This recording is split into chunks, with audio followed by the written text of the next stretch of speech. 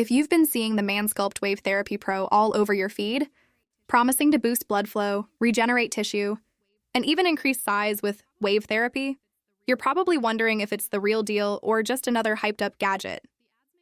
The ads make it sound revolutionary, with claims of firmer erections, more stamina, and even permanent results, paired with glowing reviews, before and after photos, and supposed endorsements from big outlets like NBC, Men's Health, Healthline, and ABC News. But when you look closely, the story changes. First, this is not real medical shockwave therapy, which is an expensive clinical procedure done under professional supervision. The Mansculpt Pro is essentially just a vibrating pump device that might give short-term effects, but it does not replicate true shockwave treatment.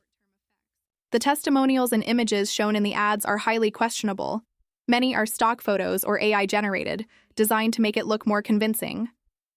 Even more concerning, the company includes a hidden disclaimer admitting there are no clinical studies to back up the results, no real guarantees, and no refunds once the product is opened. On top of that, it's a rebranded dropshipping device you can find wholesale for $6-10, yet it's being marked up to nearly $60 with fake $60 off discounts that make it appear like a bargain, when it really isn't.